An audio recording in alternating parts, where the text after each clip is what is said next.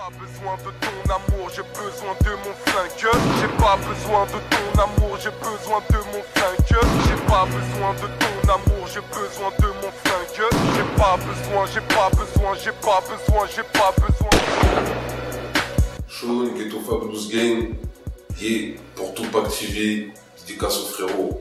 Pour des peines de sursis, pour des délits de nécessité, ils te mettent une peine de bâtard comme si t'avais de vivre frais. Sans pitié, peuvent-ils nous rappeler pourquoi nous avons le ghetto? Loin de Katigueta, la cité ou au quart plat pour les refrains pas quittés. Rien que ça parle dans le B9, parle de jazz pour le bénéf, tout ça sponsorisé par Nef. D'abord, tu pouvais te présenter pour ceux qui te découvrent. Sean d'Holocauste, du groupe Holocauste et du groupe Ghetto Fabulous Gang, plus maintenant du groupe États-Unis d'Afrique. Donc c'est quoi, c'est 15 ans de rap, j'ai 31 balais, je suis en indé, j'ai sorti, je crois que je dois être à mon 13e CD en indé, et voilà, c'est moi. Donc tu prépares la compile MDRG. Ouais. Parle-nous un peu de ce projet. Ben, la compilation MDRG, déjà, c'est la mort du rap game, tu vois. Un CD, une compilation qu'on a voulu faire au nom du Ghetto Fab, c'est pas un CD Sean, tu vois. C'est une compil Ghetto Fab, t'as l'esprit de tout le groupe qui est dedans, c'est-à-dire au niveau de la couleur, des thématiques, du genre. On a voulu revenir à un style de projet un peu comme les rimes et gloires de l'époque, tout ça qu'Alpha avait pu faire, ou comme moi, Association Malfaiteur que j'ai pu faire. On a voulu faire un truc comme ça encore plus big, sauf que cette fois-ci, on s'est tous réunis, on va dire mentalement, pour faire le truc.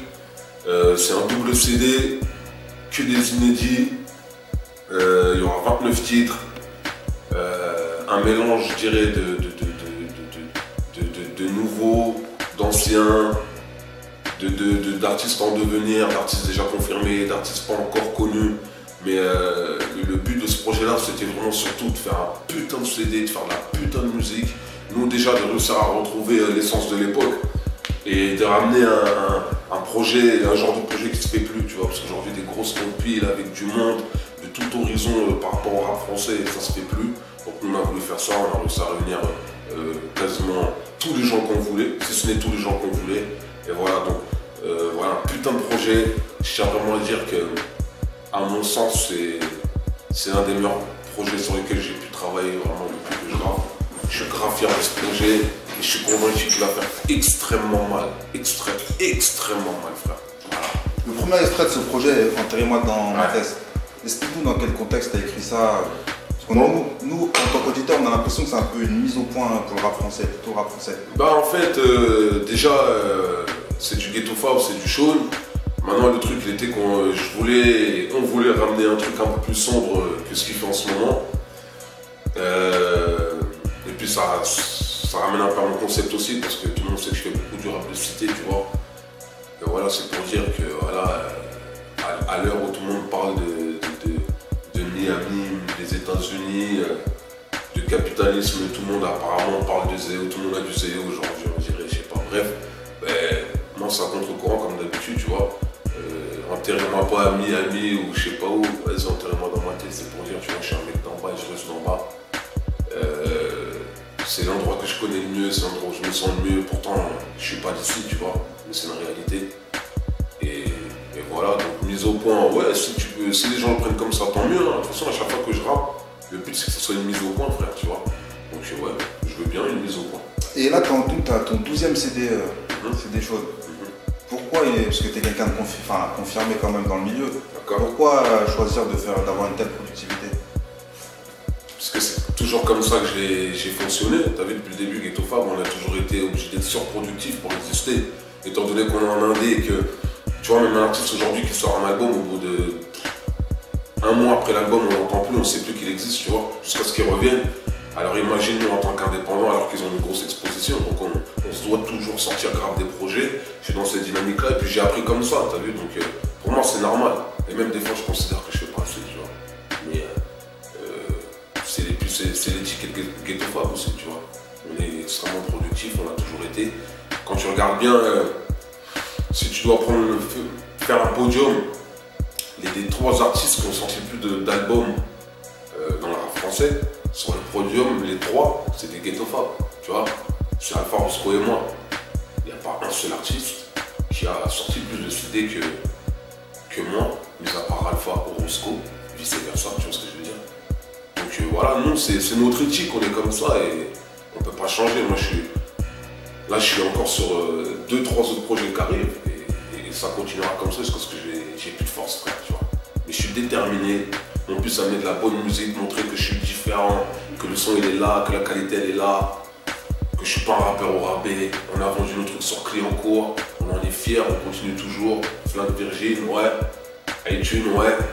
Mais avant tout, on est des rappeurs indés et on se doit vraiment toujours fournir plus que les autres. Sinon, on n'existe plus. C'est comme ça. Mais dans tes 12 CD, tu as choisi de faire qu'un seul album. Il y a un seul projet que tu as appelé album. Bah, en fait, c'est pas que j'ai choisi deux. Comme je disais dans les autres interviews, j'avais pas la maturité et l'organisation pour faire un album solo, tout simplement. Et j'en voyais pas trop l'envie. T'as vu, je suis en groupe à la base avec Kerr, Holocaust, dédicace à toi KER. Et j'ai jamais voulu rapper solo, moi, tu vois. J'ai toujours voulu être en équipe avec mes frérots ou mon frérot. Donc quand l'album est arrivé, c'est parce que c'est à ce moment-là que j'ai compris qu'il fallait que je fasse un album. Et puis aussi parce que pour réunir les instrus et tout, ça met du temps, tu vois. Parce qu'un album, ça suit toute ta vie, tout ce que je veux dire.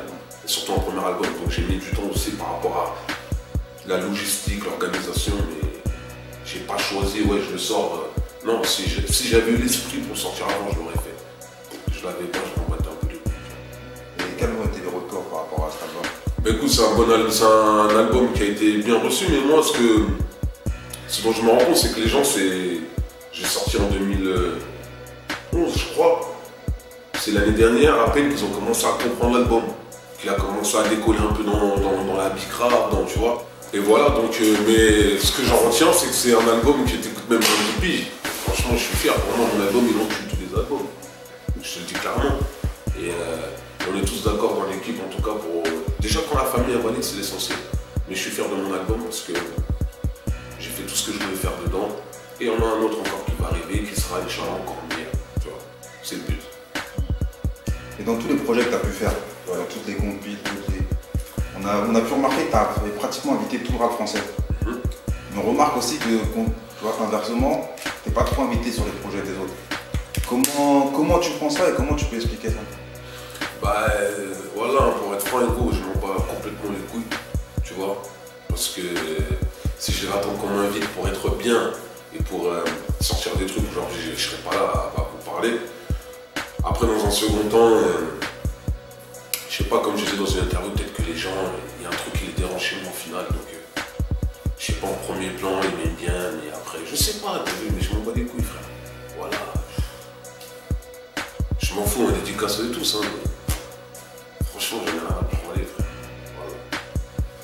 Mais avec une telle productivité, avec des initiatives comme le Bicraft Tour que tu as pu faire avec LMC Click, pourquoi les médias rap ne sont plus derrière le Ghetto Fab? Parce qu'au début, on les voyait, on voyait partout Ghetto Fab. Pourquoi les médias rap ne sont plus derrière le Ghetto Fab? Maintenant, vous faites un truc comme le Bicraft Tour. Pourquoi il n'a pas été médiatisé? Pourquoi on ne l'a pas vu partout?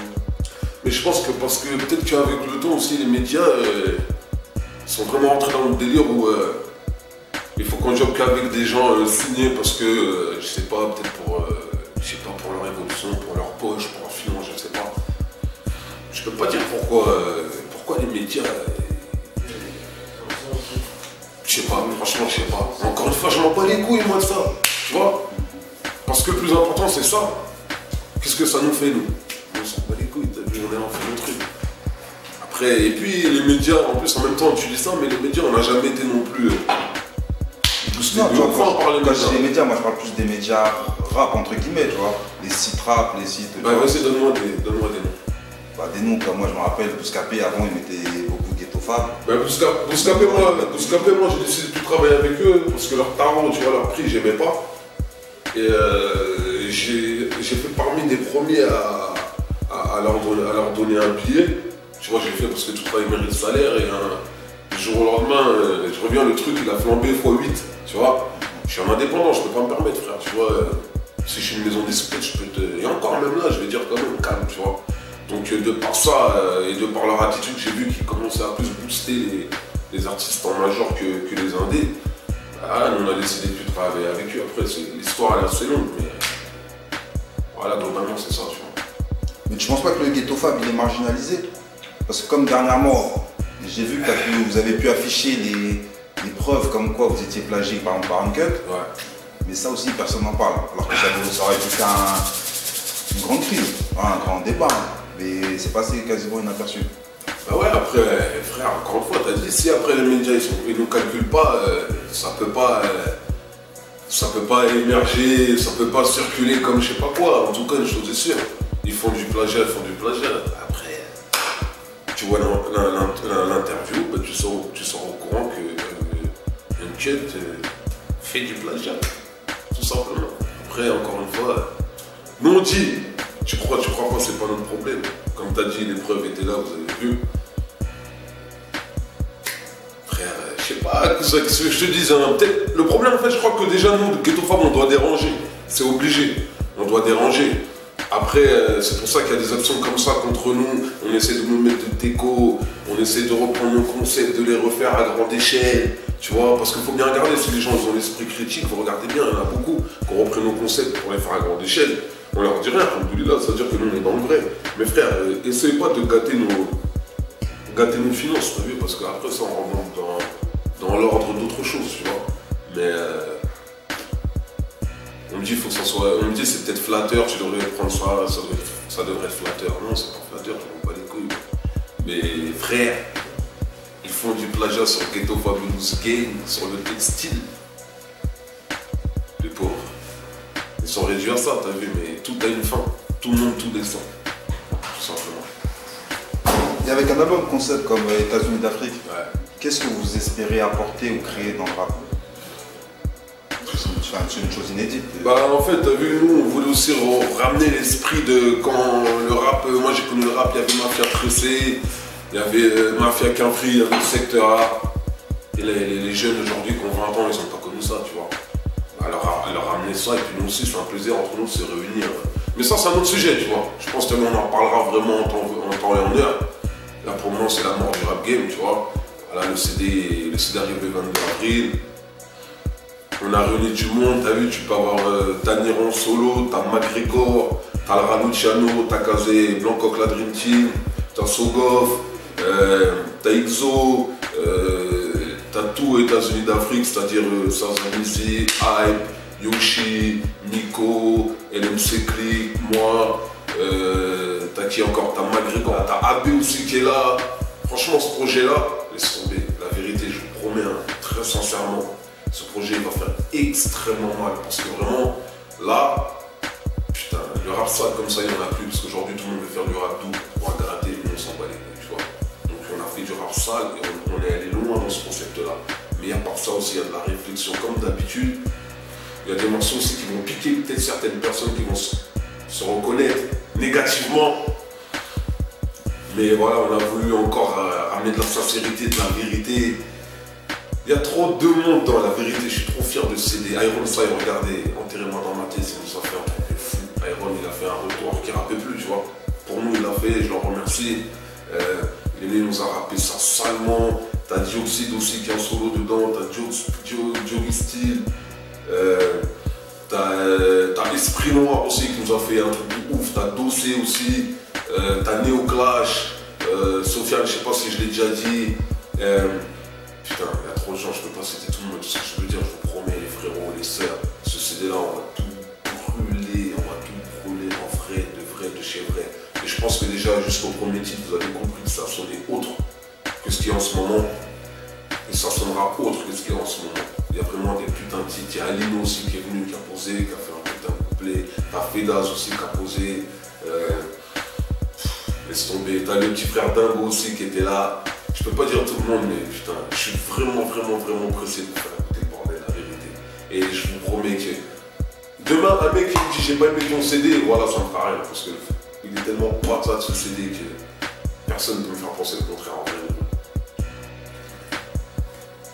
Et tu comptes le défendre sur scène aussi, ce CD? Inch'Allah, j'espère. C'est le but aussi, tu vois. Si on peut, on le fait. Après, bon, les scènes, c'est compliqué, mais franchement, pour ce projet-là, Je vais faire le maximum comme j'ai jamais fait parce que vraiment ce projet, la vérité, bouillant de chez bouillant. Bouillant de fou. Ah ouais, j'ai jamais dit autant ça. Hein. Je vous le dis, un bouillant de baiser. Je rigole déjà, voilà. Et t'es issu du groupe Holocauste à la base. Je veux savoir que de bien Kev. Car ça va, il est là, il est père de famille, tout ça. Il fait ses affaires, il est là. Et le jour où il est chaud, on fait l'album. Tôt ou tard, t'as vu. Mais moi, celui que j'attends, tout simplement, tu vois. T'attends juste lui pour j'attends comme Holocauste. Dès qu'il me dit chaud, on est parti en vrai de vrai. Et donc t'as hérité du Ghetto Fab. J'ai pas compris. T'as hérité du Ghetto Fab plus game. Ouais, mais ça fait longtemps ça. Ouais, mais là on voit, vous êtes dans le textile, vous êtes dans les boissons énergisantes, vous avez fait des films. Ouais. Qu'est-ce que vous me préparez de nouveau encore? En quoi vous allez vous lancer? Ouais, vous verrez. Surprise. Vous verrez, surprise. Surprise, mais encore, on va essayer d'aller dans d'autres domaines encore. Mais déjà, la morage raquée, ça va être très sale. En tout cas, celui-là, je le dédicace à tous les ghettos, et même ceux qui ne sont pas du ghetto, tous ceux qui œuvrent pour la paix, tous ceux qui souffrent, tous ceux qui ressentent la souffrance des autres, les femmes, les hommes. J'espère que cet album il va rentrer dans le cœur du ghetto. C'est tout ce que je souhaite, dans le cœur de tous les ghetto youths, toutes les ghetto girls aussi, tout le monde, dans le cœur de tout le monde, parce que ce CD, la vérité c'est pas, on est content, on l'a réussi parce qu'on l'a terminé, mais notre réussite, ce sera aussi qu'il rentre dans le cœur du ghetto, en vrai de vrai, tu vois. Avant toutes ces histoires de vent, tu vois, de Bicra, ben voilà, Dieu m'entende. J'espère que ce CD, il va faire plaisir à tout le monde, il va toucher tout le monde, quelle que soit la couleur.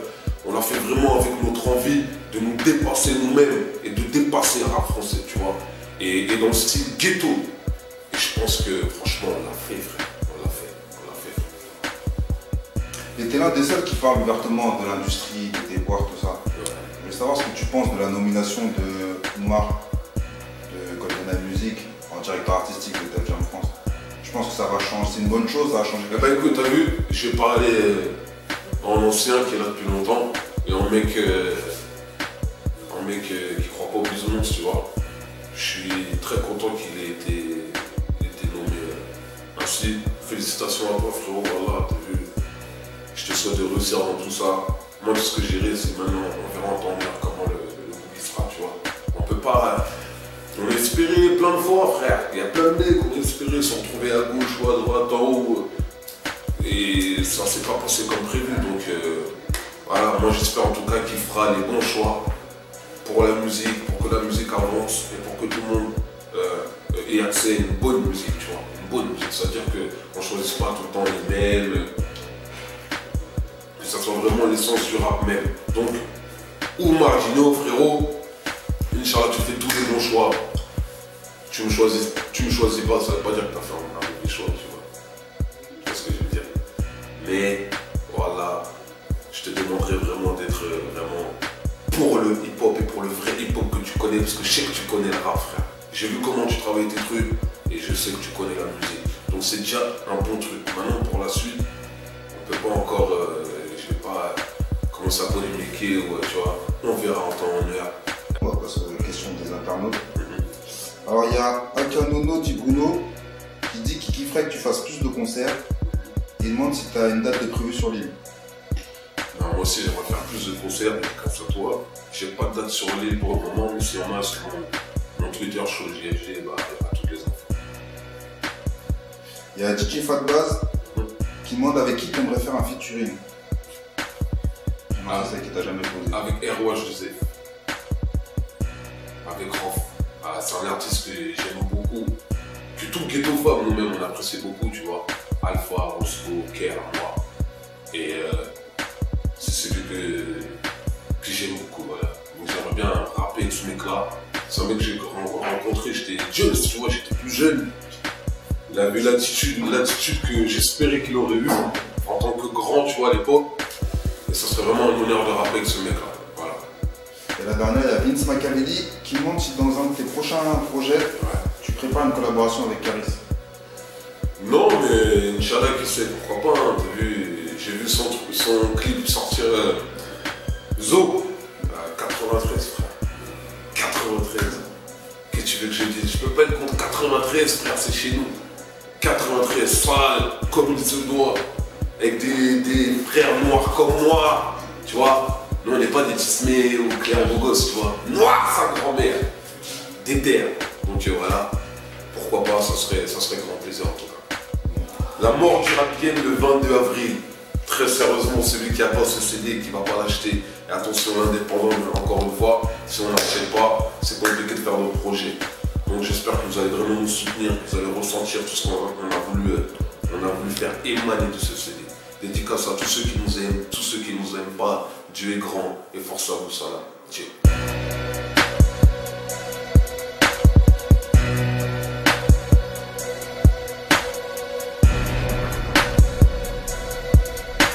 J'ai pas besoin de ton amour, j'ai besoin de mon flingue. J'ai pas besoin de ton amour, j'ai besoin de mon flingue. J'ai pas besoin de ton amour, j'ai besoin de mon flingue. Viens.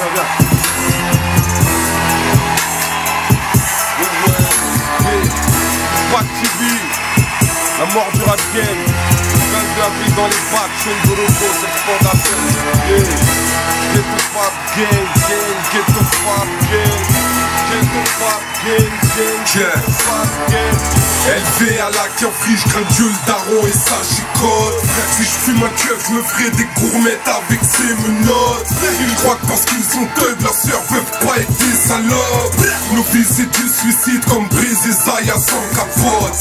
Faux reste faux en bas du bloc, imitation yo. 93 départements, choisis bien ce que tu dis à mes 10 parce que tu pourras pas pull up. Sur l'autoroute du fils négro, c'est Jack Daniels qui pilote. Anormalement possédé par leur envie de baiser. Les frères pourraient pas être fidèles, même si c'était rémunéré. Je suis tellement débrouillard que je peux vivre ma zermie et la tienne en même temps. Indésirable comme le Hezbollah, mais on est là, Ils veulent qu'un noir ne grandisse pas, je l'ai compris dans Kirikou. Fils de pute, on interposé d'Haïti avec le vaudou. Fuck le vaudor noir, Ray Dark Vador. J'ai la couleur des ténèbres et survole tous tel un fond d'or. La mort du rap game, 22 avril 2013. La compilation la plus sérieuse que cette putain d'année aurait pu connaître. Ça c'est pour Tupac TV, Chaud de l'Opos, Ghetto Fab Boss.